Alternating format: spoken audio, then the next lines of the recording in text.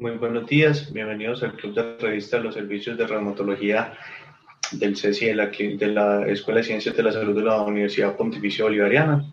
Y el día de hoy, como es costumbre, realizaremos el Club de Revista de los Servicios.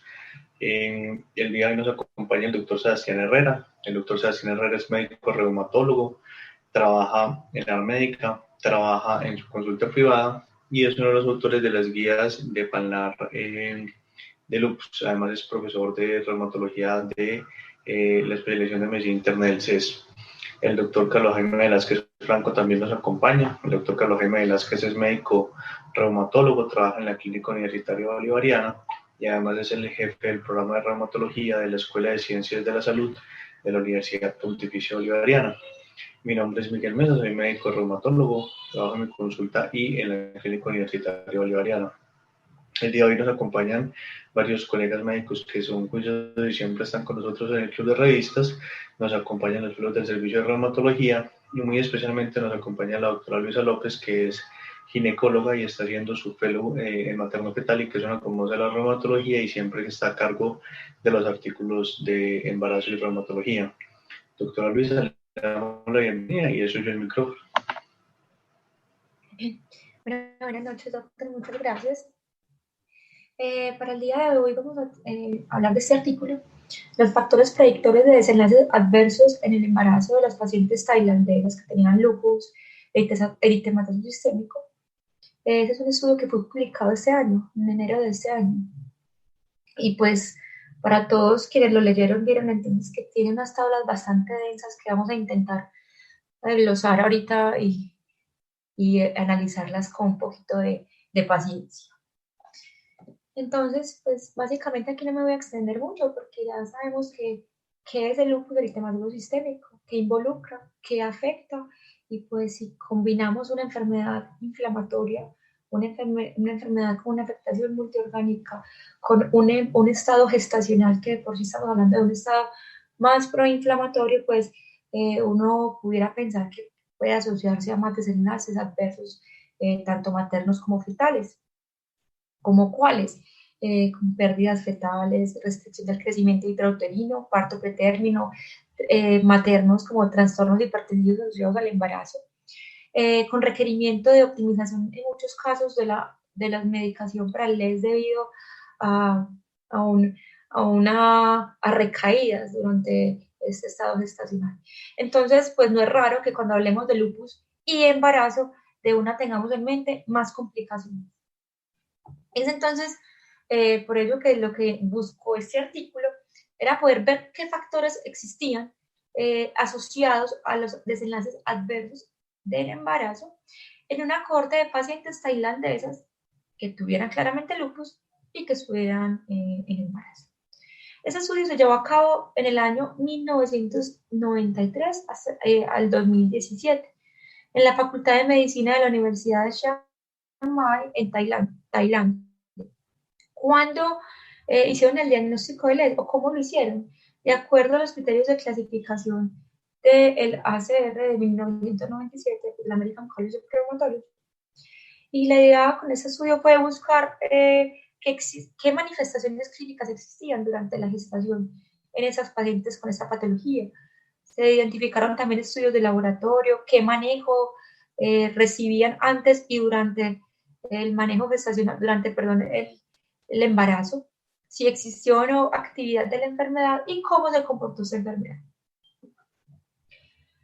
Entonces, aunque las tablas básicamente se centran como en las complicaciones o en los desenlaces de esas pacientes, pues hay una gran narrativa durante todo el estudio que lo intenté resumir en tablas para que se hiciera un poco más ameno. Entonces, ¿cómo fue el seguimiento? Básicamente, la idea era poder hacer una vez estuviera en embarazo, un seguimiento trimestral. Pero antes de ello, antes del momento justo de la concepción, la idea era que la paciente estuviera por lo menos un periodo de remisión de 12 meses. ¿Qué significa para ellos que la paciente estuviera en remisión o por lo menos que tuviera una baja actividad de la enfermedad, que estuviera estable? Pues que no estuvieran utilizando inmunosupresores. Y o que se utilizaban prednisolona, por lo menos que no fuera mayor a 10 miligramos día. Entonces, ¿cómo fue nuevamente el seguimiento? 6 meses antes de la concepción, 3 meses antes de la concepción, inmediatamente la paciente supiera que estaba en embarazo, primero, segundo, tercer trimestre, y en el periodo postparto, el cual ellos manifestaban que era como a los 6 meses postparto aproximadamente. Y pues lo ideal, como lo manifesté ahora, era que estuviera por lo menos durante 12 meses en ese periodo de, de remisión. Estudios que fueron solicitados, hemoliocograma, análisis, función renal, función hepática, y pacientes que tenían nefritis lúpica, pues se les solicitó proteinuria en 24 horas, sobre todo era como una manera de poder diferenciar a futuro posibles complicaciones dadas por ejemplo, el TAR. ¿Cómo evaluaron ellos si la paciente tenía actividad recaída de la enfermedad? Pues bueno, entonces acá utilizaron el SLEDAI-2K para poder determinar, como lo mencioné, la enfermedad debido a que tuvieron que hacer esta modificación porque no se utilizó de manera rutinaria el anti-DNA y el complemento. Adicionalmente, la severidad de la recaída del es clasificada mediante el Selena Care Index, SFI, también requirió una modificación. O sea, excluyeron el PGA, el Fisher Global Assessment, pues normalmente cuando se evaluaba a la paciente no siempre se utilizaba rutinariamente. Entonces la evaluación y algo a tener en cuenta con respecto a esos índices adicional a que uno está acostumbrado, pues a ustedes, los reumatólogos están acostumbrados a utilizarlo. Claramente los pacientes, en todo paciente con esta patología, pues en embarazada en realidad, aunque es una escala útil, no está validada. Además de que, además de que no estaba validada, se hicieron unas modificaciones adicionales a estas tablas, lo que hace pensar en realidad acerca de la validez de estas indicadores. Entonces, ¿cuáles fueron los índices de clasificación que se tuvieron en cuenta en el MCDI-2K? Hablamos de remisión, cuando había un puntaje de 0, actividad leve de 1 a 5, moderada de 6 a 10, alta de 11 a 19, y una actividad muy alta cuando hablábamos de un índice mayor o igual a 20. ¿Algo con respecto a eso? Hay Que de que pronto tener, se dice, dale, hágale profe, yo sigo después, no hay problema. no, por favor, disculpa. Que hay que tener en cuenta con el SLEDAI que el SLEDAI no es perfecto. El SLEDAI tiene una gran dificultad y es deja por fuera anemia hemolítica, deja por fuera compromiso gastrointestinal. Ocular pues también lo deja por fuera, pero ocular no es tan pesado, tan frecuente. La otra cosa del SLEDAI es que el SLEDAI no captura bien deterioro o mejoría dentro de un órgano o sistema. Entonces estos son pacientes que no es lo mismo tener una proteinuria de 800, una proteinuria de 1 gramo, una proteinuria de 5 gramos, y no es lo mismo venir de 5 gramos y bajar a 800 miligramos o pasar de 800 a miligramos a 5 gramos. Y en estos casos, en todos, el SLEDAI daría el mismo puntaje. Entonces hay que tener en cuenta las limitaciones que tiene el SLEDAI para interpretar los datos. Pero aún así, aunque no esté validada en embarazos, realmente no tenemos una buena clinimetría validada en embarazo para evaluar actividad, aunque hay algo de experiencia con el SLEDAI y se han reportado otras cohortes con el SLEDAI, y desde el punto de vista de practicidad es el más fácil de aplicar porque un BILAC se demora 60 minutos en tomarse, y adicionalmente uno con el SLEDAI puede jugar. O sea, ellos pusieron estos puntos de cortes, actividad leve, moderada, alto, muy alta, y realmente desde que ellos dejen eso claro desde el principio, hay algunos puntos de corte que se han propuesto para el SLEDAI 2K en cuanto a remisión, actividad leve, moderada o alta, pero eso depende muchas veces del estudio. Hay gente que para ellos baja actividad es 3, hay otros que, por ejemplo, el ELDAS considera que el SLEDAI debe estar de 4 o menos. Hay gente que actividad moderada es 6 a 12, hay otros que actividad alta es por encima, es de 12 o más. Entonces, ahí, con tal de que ellos lo hayan definido bien, no hay ningún problema teniendo en cuenta las limitaciones de la clinimetría. El comentario era que si hay, pues, existe un índice que se llama el LAIP, que es pues, que es para medir actividad lúpica durante la gestación, pero es un índice muy dispendioso y solamente se utiliza como en contextos pues de investigación pues en general. No es un índice práctico, es un índice muy largo, más largo que el SLEDAI. Sí existe y ese está validado, pero es muy dispendioso de hacer. Hay, digamos que dos o tres cositas de clinimetría que hay que aclarar. La primera es que el LDAI tiene como 108 puntos, pero lo que incluso pues, el doctor Carlos Jaime Sebastián me corregirán, es inusual que usted encuentre un paciente con más de 16 o con más de 20. Si un paciente tiene más de 20 puntos en un SLEDAI, se está muriendo. Y la segunda cosa es que cuando uno habla de SLEDAI, está el SLEDAI 2K y el Selena SLEDAI. El Selena SLEDAI no solamente tiene el SLEDAI, sino que tiene una cosa que es el índice de recaída y la evaluación del médico es muy importante porque permite evaluar según el médico qué tan grave está el paciente. Entonces, el hecho de que ellos le quiten esa evaluación hace que la capacidad para detectar las crisis sean basadas más en las manifestaciones que quedan registradas en la historia clínica o en el cambio de tratamiento, pero no se pierde como esa capacidad para censar y me parece que eso es una pérdida importante. Y el SLAI2K es una modificación en la que tanto el compromiso de piel como el compromiso de proteinuria marcan siempre y que se supone que es ideal en investigación y casi siempre en investigación prefieren el SLAI2K. ¿Cuál es el problema? Que ellos tuvieron que utilizar ahí el MEX-SLAI porque no tenían los datos. El MEX-SLAI tiene menos cosas, lo que esas por lo menos dejan las cosas, los puntos de vista claros, pero pues obviamente lo que ellos tienen es que ellos tuvieron que hacer una gran cantidad de modificaciones porque en su práctica clínica ellos no realizan eso.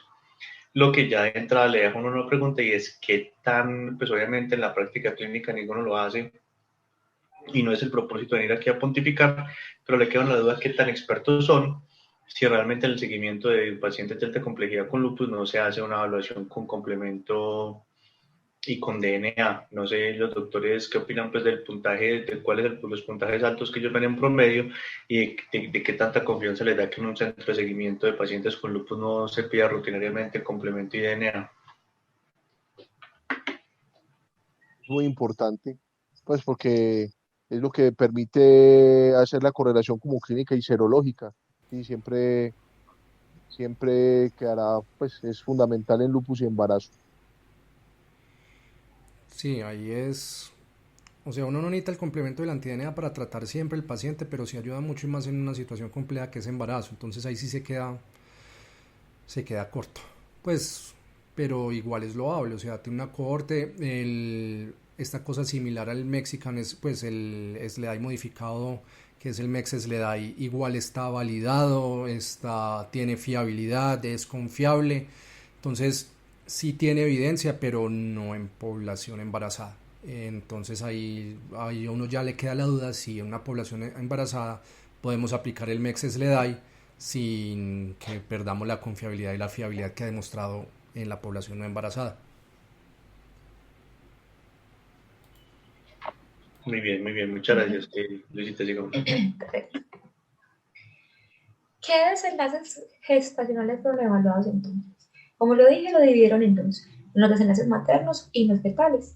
Cuando evaluaban los maternos, entonces tienen en cuenta el momento de ruptura de membranas, o sea, antes de las 27 semanas, hablando de ruptura prematura, oligohidramios, trastornos hipertensivos asociados, asociados al embarazo, preeclampsia, eclampsia, muerte materna directa e indirecta. Y dentro de los desenlaces fetales evaluaron entonces la pérdida gestacional, aborto espontáneo, muerte fetal intrauterina, terminación del embarazo por indicación médica, partos pretérminos, a término y posttérmino, muerte neonatal, cuando se referían a pequeños para edad gestacional, aquí estamos hablando de fetos, y finalmente neonatos con peso bajo al nacer.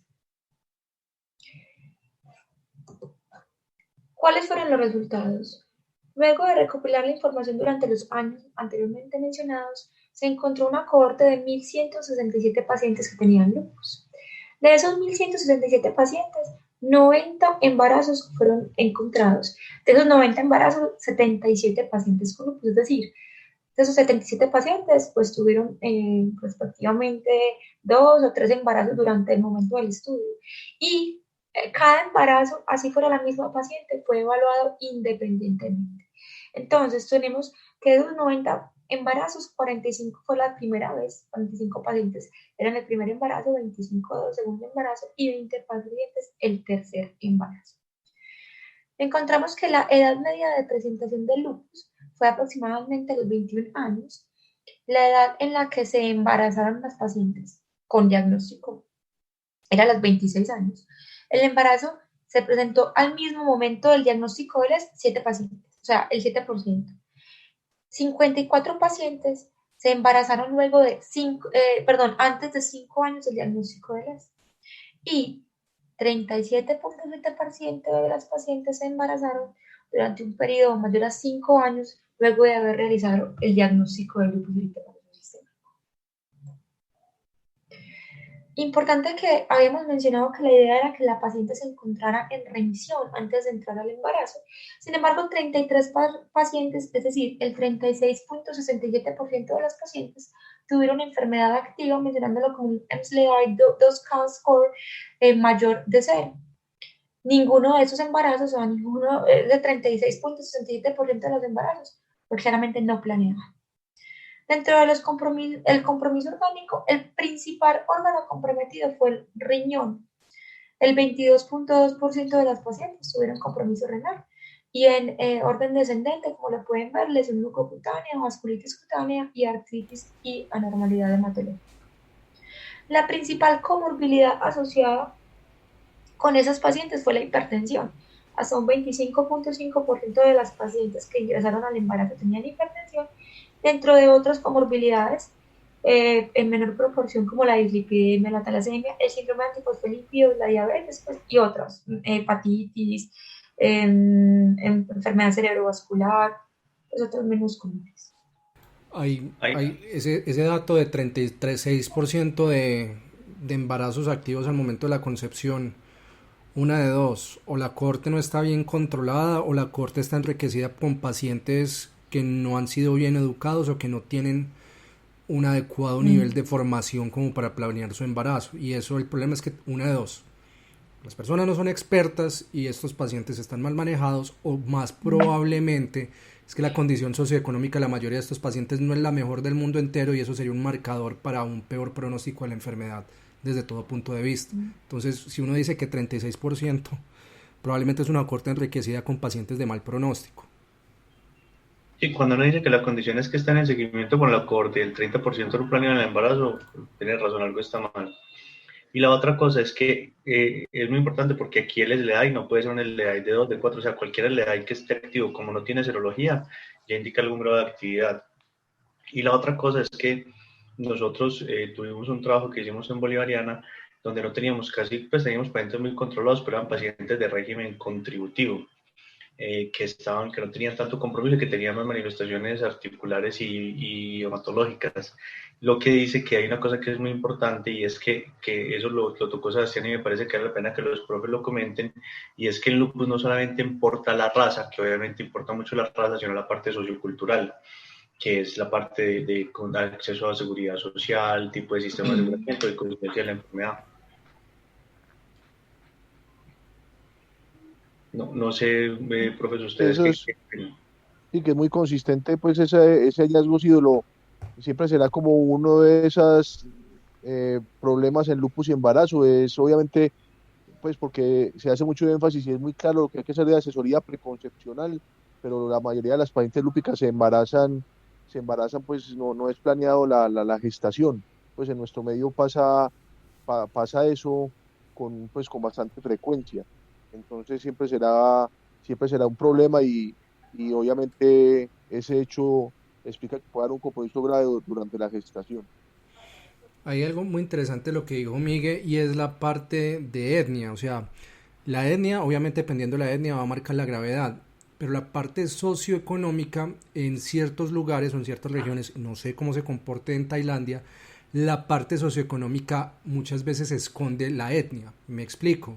Dependiendo del país, si tú tienes un estrato socioeconómico más bajo, tu probabilidad de que sea una etnia de alto riesgo de lupus eritematoso sistémico, de mal comportamiento de lupus eritematoso sistémico, es más alto. Me explico, si yo estoy en Norteamérica y soy latino o hispano, mi probabilidad de que yo sea una población vulnerable es mucho más alta de un paciente caucásico. Entonces en Tailandia yo no sé cómo se comportaría esto, porque es que cuando uno ve 22% con manifestaciones renales para ingresar a un embarazo, algo pues no es la cohorte de régimen contributivo, no es la cohorte de paciente profesional con título universitario. Entonces ahí habría que ver en Tailandia la parte de etnia, cómo se comporta con la parte socioeconómica, porque no es solamente la parte de adherencia, sino cómo eso esconde la etnia muchas veces. Y la otra cosa se hace es que ellos tuvieron un 7% de talasemias, que recordemos que la talasemia es muy de raza negra, y la raza negra tiene también mal pronóstico en lupus, entonces le llamó la atención porque nosotros no tenemos de lejos tanta talasemia, pues es un hallazgo como interesante ahí que uno no se esperaba. Sí, eso es un muy buen dato. Perfecto.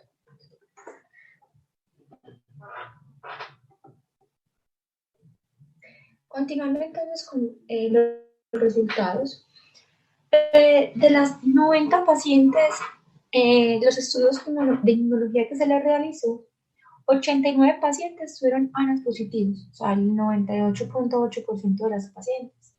50 de 85 que se les realizó tenían anti-DNA positivo y una de dos tenían anti-SM positivo. Lo siguiente es algo de lo que llama la atención, es que de los anticuerpos antifosfolípidos solamente se realizaron anticardioletinas y anticoagulante lúpico, no se realizó la beta-glicoproteína y no se realizó en la totalidad de los pacientes. Es decir, los anticuerpos anticardiolipina se midieron en el 64% de los pacientes, de los cuales 4, o sea, el 6% fue positivo. Y el anticoagulante lúpico se midió en el 46% de las pacientes, de lo cual 7% fue positivo. Con respecto a los ENAs, se midieron en 46 pacientes, del cual 21 fue positivo, o sea, el 45.65%. En cuanto a la medicación. Lisa, antes de que sigamos ahí, Sí, señor. una cosa antes de que sigamos. ¿Cuál es la principal comorbilidad que normalmente reumatológica que acompaña a los pacientes con lupus? Pues, cuando estuve con ustedes, una de las principales cosas que uno siempre miraba era el SAP en los pacientes con lupus.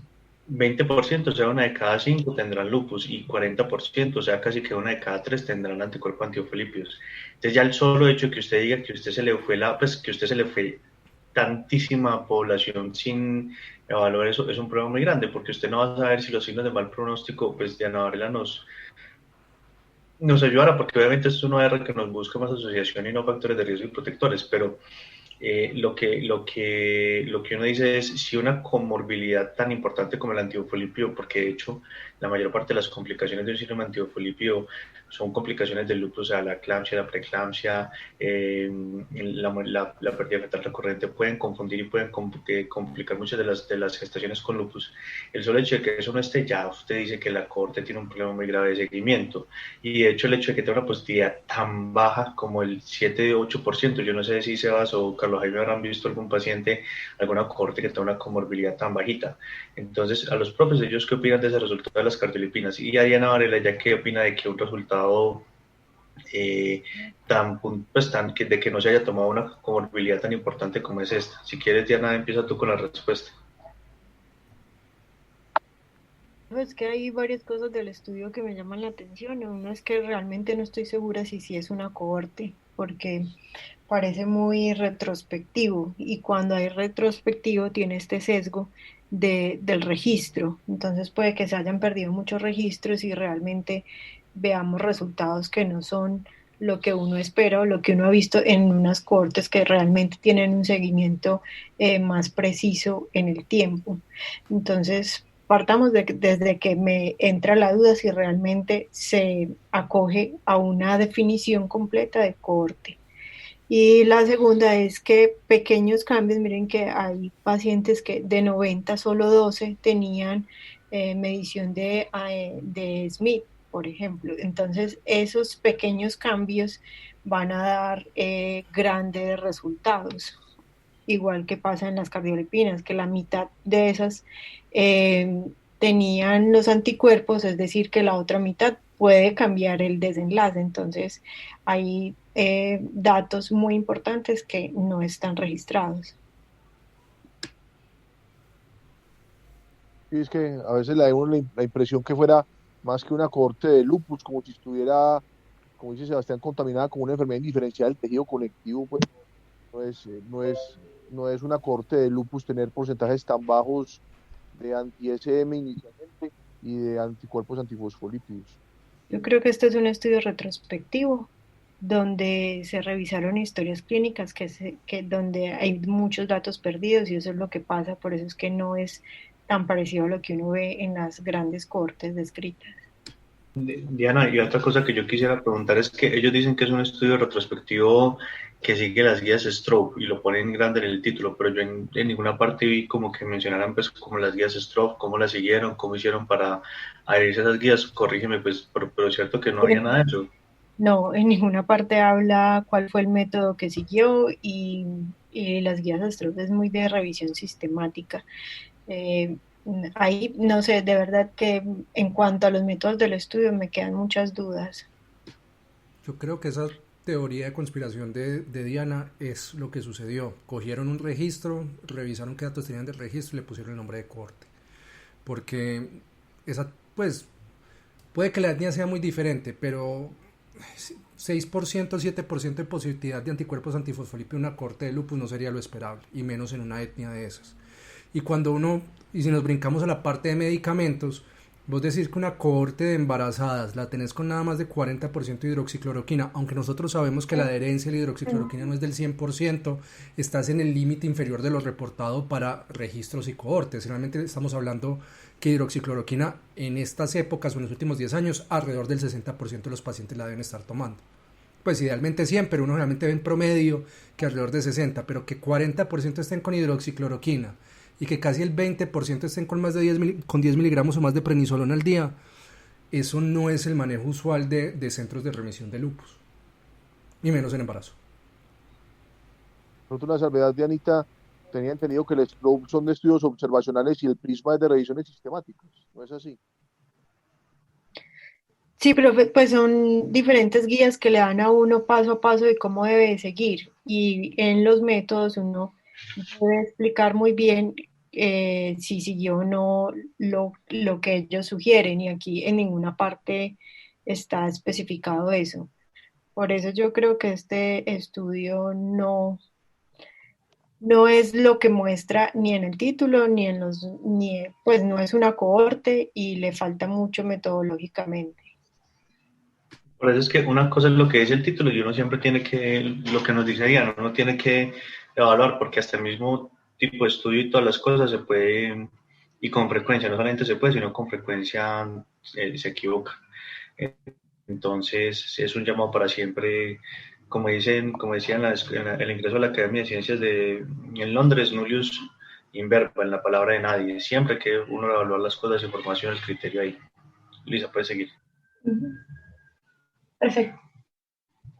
Pues sí, con los medicamentos, ya lo mencionó el doctor, entonces lo relevante es con respecto a que el 17 puntos... Bueno, con los medicamentos, otra cosa que es muy importante, que es que tenían casi un 10% de pacientes con medicamentos francamente teratogénicos.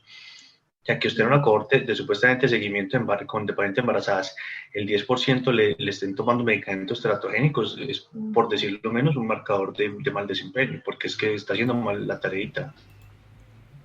Cierto. No pues sí, claramente, aunque al inicio del embarazo, inmediatamente se lo hicieron el switch, inmediatamente se dieron cuenta de que eran atropina, si tenían ciclofosfamida o micofenolato, pero sí es verdad. Sí, pero sabe que las primeras semanas son muy importantes para que el niño quede bonito, entonces hasta... Y hay algo que tener en cuenta ahí, basado en eso, y es que la parte de asesoría preconcepcional es uno de los criterios de atención de calidad del lupus eritematoso sistémico, y hay una cohorte alemana muy bonita de hace 4 años, puede ser ya, sino que con este año pasado de la pandemia ya se le juntan los años, pero una cohorte alemana muy bonita donde ellos buscaron cómo eran los desenlaces con 10 puntos.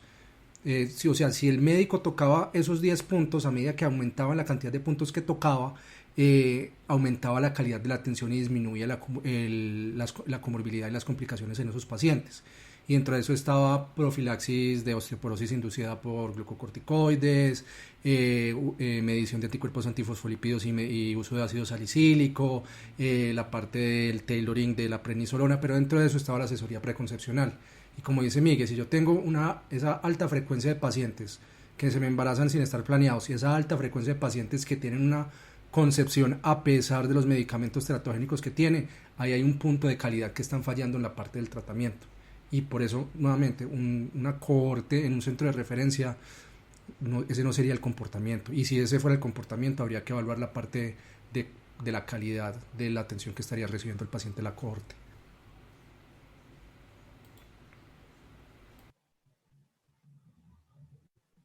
Perfecto, doctor. Bueno, continuar entonces. Como mencioné ahora, dijimos que habían 90 embarazos, fueron 90 embarazos, 77 pacientes. De esos 90 embarazos, 19 terminaron en pérdidas, que fueran por aborto espontáneo, o terminación médica o por muerte in útero, óbito. Y 71 pacientes tuvieron un embarazo exitoso. 28 fue a término. Fue más la proporción de pacientes que tuvieron embarazos, partos pretérmino, y pues solamente un 1% de los pacientes tuvo un parto posterior. La edad media de la gestación fue aproximadamente de 35.7, eso fue el case de 46.6% de ese pretérmino. Ninguno de los pacientes, ninguno de esos infantes tuvo anomalía congénita.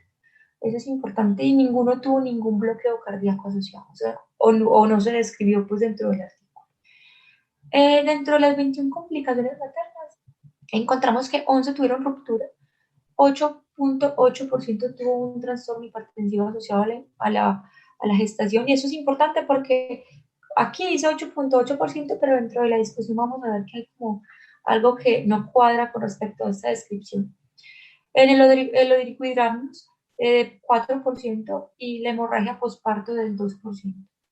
En cuanto a las recaídas, 37 pacientes, o sea, el 41% de las pacientes presentó recaídas, 9 leve moderada y 28 presentaron recaídas severas durante el embarazo. Bueno, intenté agrandarla como para que fuera un poco más fácil de entender, pero pues la tabla... Luisa, pero esto es una cosa muy importante. Las tablas deben ser tablas leíbles. Las tablas deben ser tablas que no hagan que todo el mundo se quiera suicidar y tirar por el balcón antes de leer esa tabla. Pues Diana me corregirá desde el punto de vista de investigación cuando se presenten sus artículos. Pero primero que todo, en esta tabla no permite diferenciar claramente cuál es la información relevante de la no relevante, ni siquiera lo subraya en negrilla. Y segundo, es una gran cantidad, es tal cantidad de datos que usted está haciendo ahí que usted finalmente termina sin poder, pues termina perdiendo su mensaje. Entonces, yo pensaría que le quiero preguntar a los profes, pero me parece que esta es la forma correcta de presentar una tabla para que no sea nunca jamás leída. No sé ellos qué opinan. De acuerdo. Nada más le faltó que lo pusiera en tonos de verde para que fuera ilegible para mí, pero esa tabla es imposible, o sea...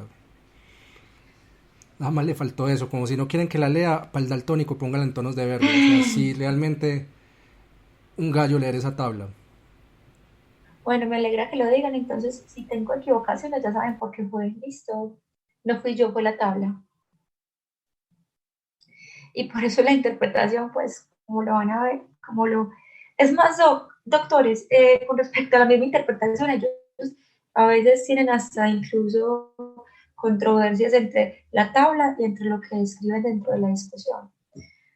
Entonces, bueno, empecemos pues a hablar de esa tabla.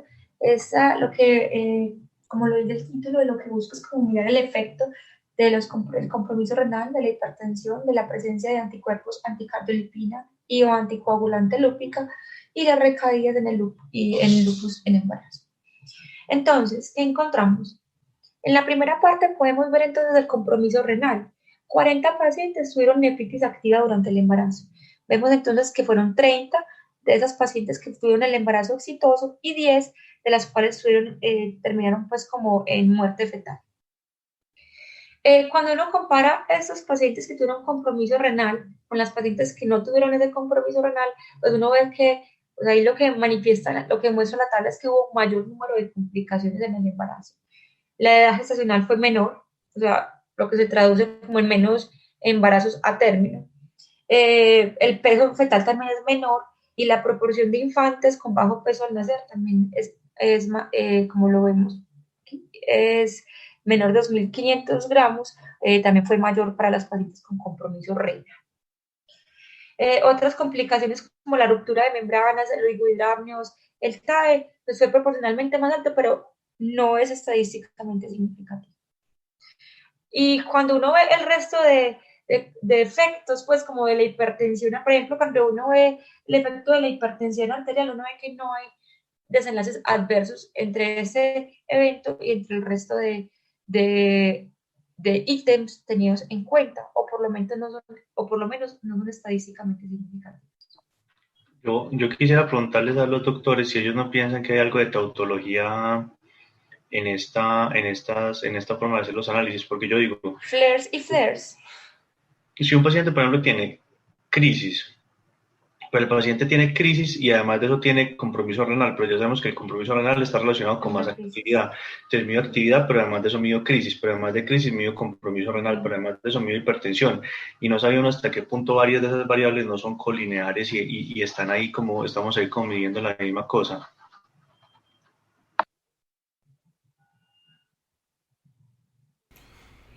Yo Es creo una que, tabla muy difícil de comparar. sí.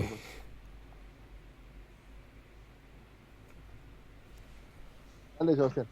No, profe, sí, o sea, pues lo que dijo Miguel es que si yo tengo un compromiso renal, estoy activo, ya la hipertensión probablemente es por el compromiso renal. La doctora Diana, ¿qué opina de las tautologías que estamos mencionando?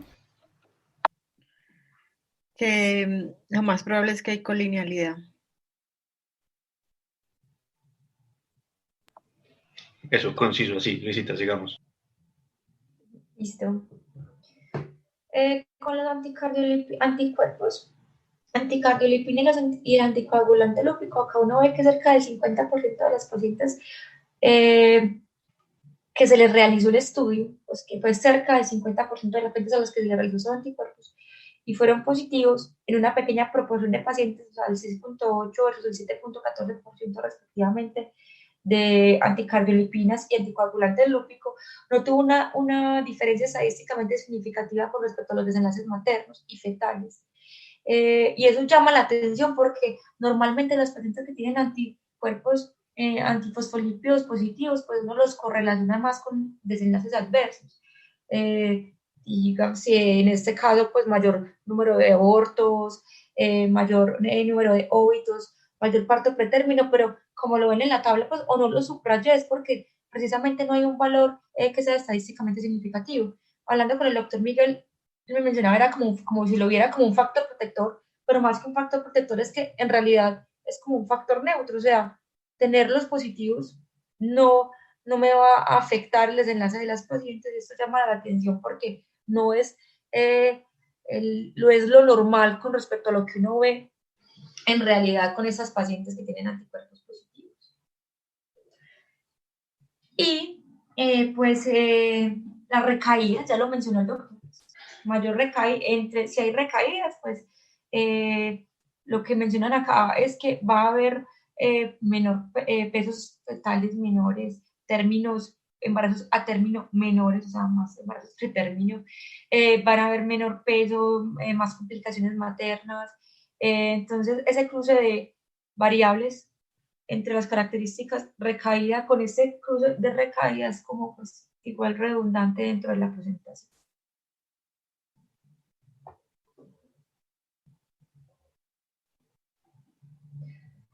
En esta tabla, ya aquí lo que buscamos es comparar las características clínicas de los desenlaces adversos maternos y las pacientes que tenían LES. Entonces, nuevamente aquí subrayo lo que ellos mencionan, que esas características que para ellos eran estadísticamente significativas, que tenían una P menor de 0.2, que fue lo que posteriormente se metió al estudio de regresión multivariable. Entonces, ¿qué encontraron dentro de esos hallazgos?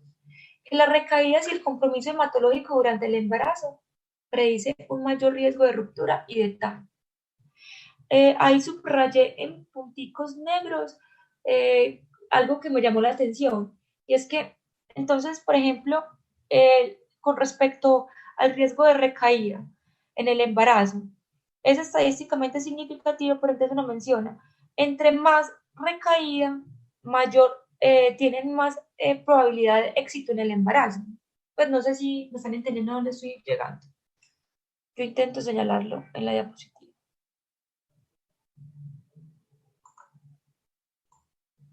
Exactamente en esto, donde está el puntico. Entonces, acá, recaídas.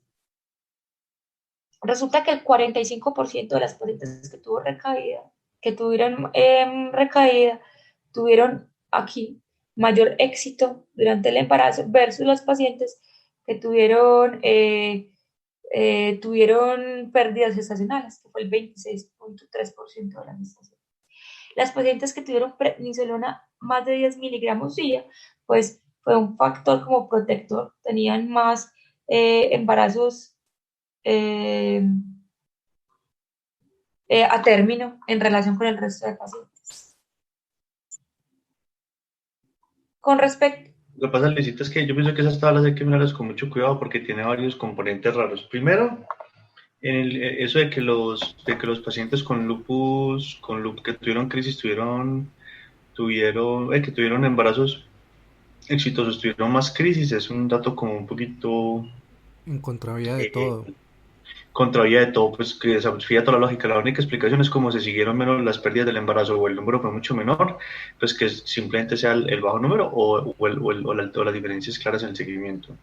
Y el otro es que tomó también en una de las tablas con lo de SAF, que los pacientes de SAF les iba mejor que los pacientes que no tenían SAF, y eso sí va en contra de absolutamente todo lo que hay descrito en la literatura. Entonces uno dice ahí, hombre, esos datos son muy, pues, o sea, esos datos de esa corte son prácticamente inutilizables, porque dicen unas cosas tan absolutamente discordantes con el resto del corpus de literatura disponible que uno dice cualquier parecido con la realidad es pura coincidencia.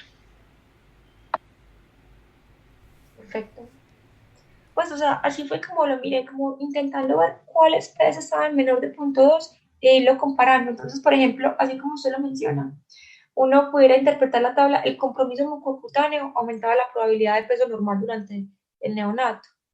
Aquí, estando acá, específicamente acá.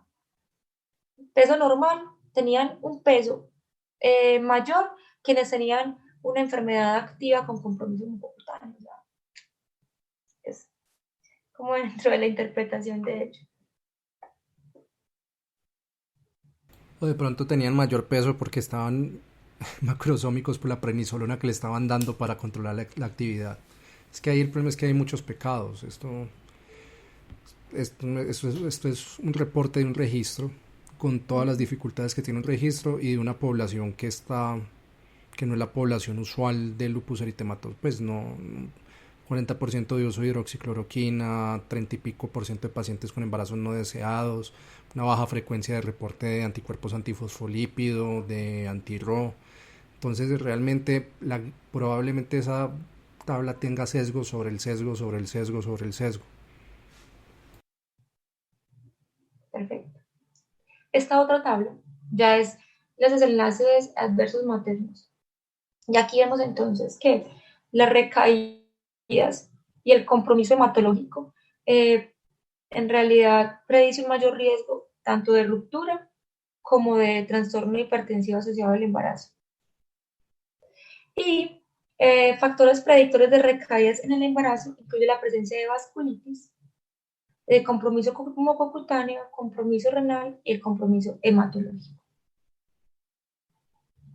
Y acá, dentro del en puntico en negro, la hidroxicloroquina. A pesar de que no hubo una diferencia estadísticamente significativa de los desenlaces fetales, en realidad, como yo lo mencioné al principio, la hidroxicloroquina fue otorgada a 37 pacientes, es decir, al 41% de las pacientes durante el embarazo. Eso hace que, como lo mencionó el doctor ahora, pues en realidad es una porción bastante baja para estar hablando de una cohorte de pacientes que estaban previamente manejados o tratados. Y ya hablamos del análisis univariable y el análisis de regresión logística múltiple de factores asociados con los desenlaces adversos fetales y gestantes con lupus. Bueno, acá en realidad lo primero que hice para poder interpretar esta tabla fue entonces mirar qué P encontraba estadísticamente significativas y pues la tabla la partí en dos. Como pueden ver, porque la tabla está demasiado extensa para poderla interpretar o poderla colocar solamente en una diapositiva. Ya, pero de una vez le digo una cosa, eso no es razón. el 90% de los URs cruzan la unidad, pues y no tienen mayor importancia. Y la otra mitad de los que usted va a ver ahí tienen asociaciones, en la otra yo creo que son otra tabla que son un poquito más, pero asociaciones muy largas, porque es entre 0 y 172, o entre 0 y yo no sé qué. Entonces, terminan siendo unos URs tan absolutamente largos que usted dice, sí, sí hay una asociación, pero la magnitud de esa asociación realmente es muy difícil de interpretar. O sea, no sé si este estudio nos provee alguna información útil, porque dicen, en el mejor de los casos la asociación es 1.28, pero en el peor puede ser, por ejemplo, 16.62. Entonces, entre 1 y 2, eso es como cuando usted le dice, la vamos a dar entre una carne y 32 carnes. Uno dice, pero es que hay mucha diferencia entre las dos. No sé si Habla de la falta de poder estadístico que tiene el estudio, de segmentaron una muestra que varios subgrupos, que eso hizo que fuera mucho más pequeño el tamaño muestral en cada grupo, y por eso es que pierde poder estadístico. Además, pues que tienen más variables que pacientes, entonces también se castiga la P en ponerla en tantos análisis.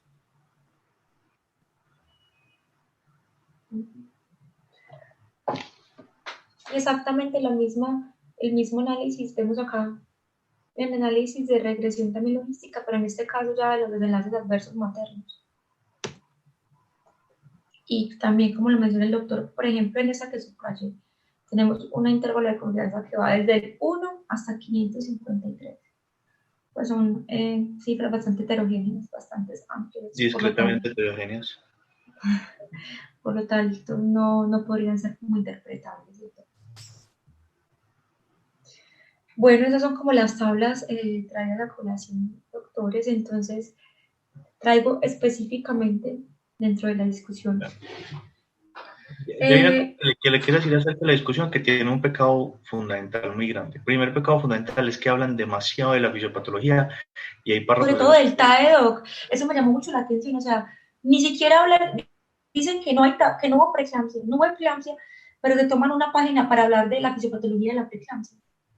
Pues en realidad no tiene como la relevancia dentro del estudio. Cuando usted no tiene resultados que decir, tiene que llenar con revisión de la literatura, y eso ya le dice usted que están problemas. Y ahí sí violaron las guías de Stroh, porque eso es lo primero que dice, que la discusión arranca con el resultado principal del estudio, uno no hace revisiones.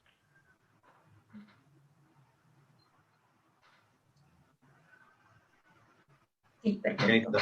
Y Luis Italia.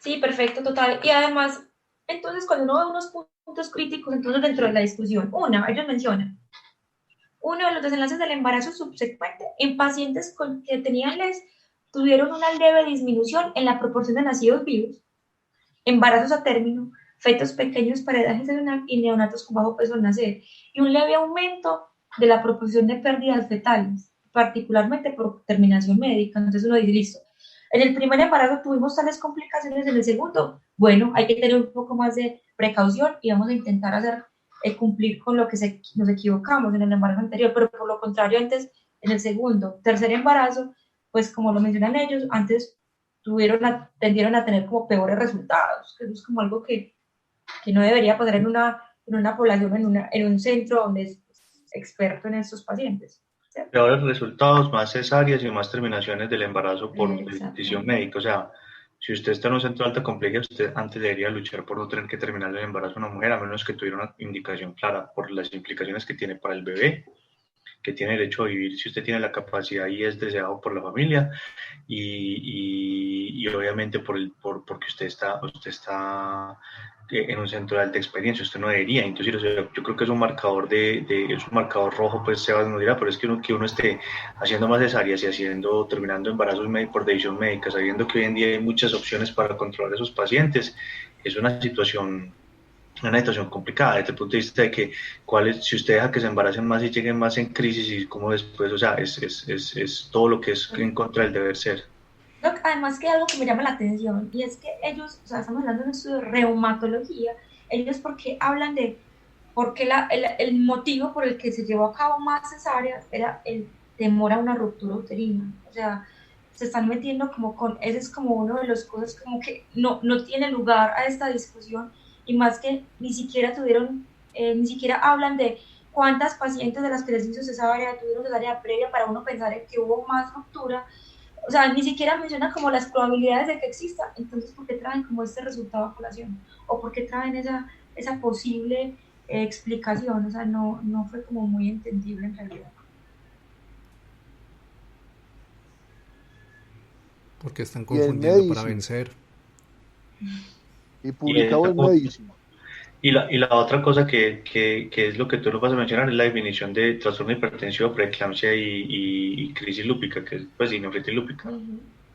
Exacto, entonces esa es otra cosa. Para ellos, como lo mencionan, es que no tuvieron preeclampsia, casos de preeclampsia, pero algo importante es que dicen, las pacientes que tuvieron aumento de la presión y un leve aumento de la proteinuria, en el posparto mejoraron, entonces no se catalogaron como un TAE, no se catalogaron como una preeclampsia, pero uno dice, pues claro, obviamente en el periodo posparto tienden a mejorar, de hecho se quitó la noxa es el órgano placentario, si uno lo quita, pues mejora. Entonces, ¿cómo catalogaron ellos que no tenían preeclampsia o que estábamos hablando de una nefritis lúpica, de una exacerbación versus una preeclampsia, si no tomamos factores, si no tomamos todos los factores que deberían tenerse en cuenta para uno poder hacer una diferenciación? Sí, claramente el sedimento activo, ellos lo mencionan, es uno de los factores diferenciadores, pero otro de los factores diferenciadores importantes son el complemento, el anti-DNA, factores que no se utilizaron en todas las pacientes, ¿cierto? Entonces uno dice, bueno, ¿cómo se hace esa diferenciación y cómo llegaron ellos a esta conclusión? Entonces, yo creo que para concluir, para ir cerrando esta situación, es un estudio cuyo título no se corresponde con el estudio, cuya metodología que describen no se correlaciona con el tipo de estudio que hicieron, como Diana Varela nos lo explicó. Adicionalmente a eso, cuya práctica clínica cuestiona por lo menos o unas situaciones socioeconómicas muy adversas o una falta de experticia en el manejo de estos pacientes, como lo muestran el bajo índice de cloroquina y la necesidad de usar otros factores de medición, de otros índices de medición, porque no medían lo básico en lupus.